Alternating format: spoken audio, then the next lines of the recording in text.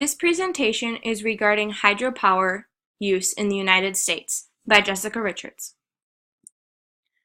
We're going to start this presentation off by telling how hydropower plants first got started in the United States. Niagara Falls was one of the first American hydroelectric power sites developed for major generation and is still a source of electric power today.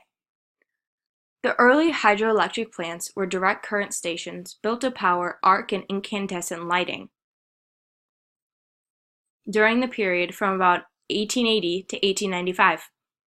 The breakthrough of alternating current, the method currently used today, allowed power to be transmitted longer distances and ushered in the first U.S. commercial installation of an alternating current hydropower plant at the Redlands Power Plant in California in 1893.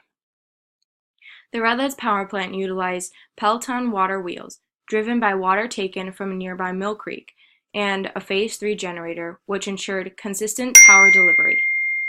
This consistent power delivery was essential for powering larger distances and not just lighting from these plants used in Niagara Falls.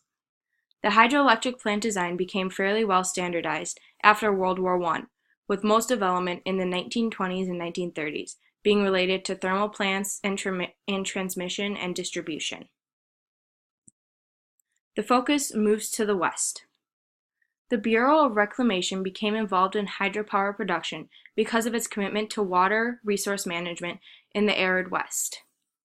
And this picture shows the arid West where the Bureau of Reclamation was situated.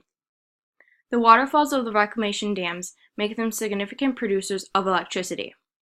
Hydroelectric power generation has long been an integral part of reclamation's operations, while it is actually a byproduct of water development.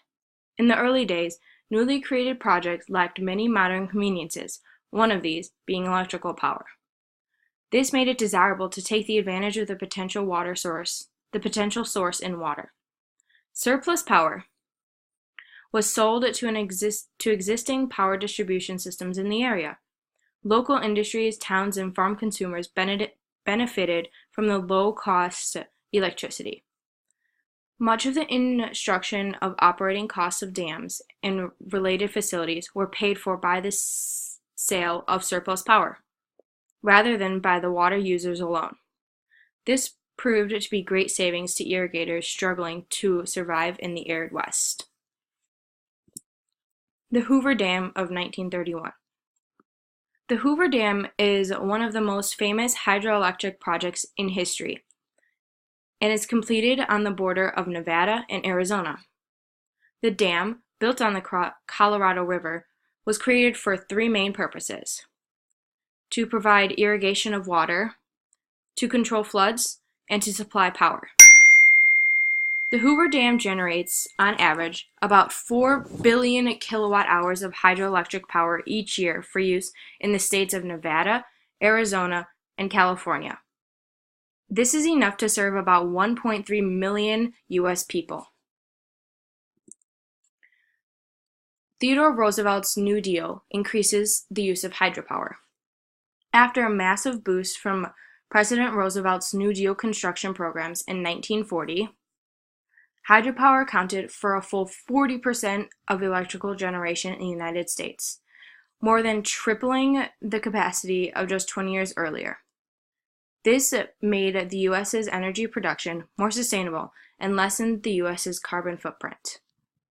The construction of the Fort Peck Dam in Montana alone employed 10,500 workers, thus generating jobs for U.S. people.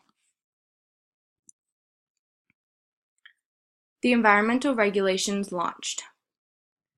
A more environmentally conscious nation under President Richard Nixon, following in the environmental conscious footsteps of previous President Theodore Roosevelt, who pushed the progressive era, launches prudent regulations designed to ensure protection of the United States natural resources. These regulations included the National Environmental Policy Act, the Wild and Scenic Rivers Act, and the Fish and Wildlife Coordination Act. As dams are being installed and utilized, they are creating problems for the environment, such as disrupting fish migrations, altering the landscape of the river upstream of the dam by widening the river and creating reservoirs, and altering the river's flow and sediment transportation, and much more.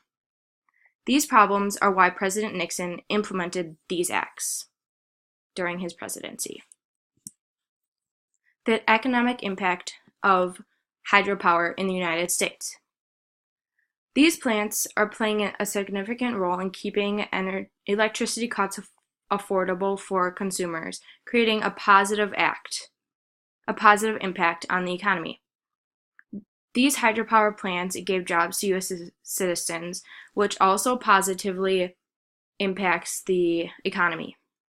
Using hydropower is a more efficient way to get energy because there is no mining or refining involved, like what is required with the U.S.'s main source of energy, which is fossil fuels and nuclear energy, thus saving money. After a dam is constructed, they repay themselves in 40 to 50 years.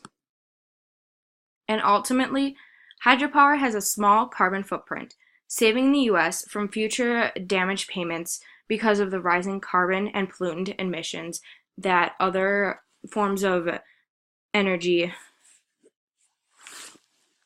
may hold.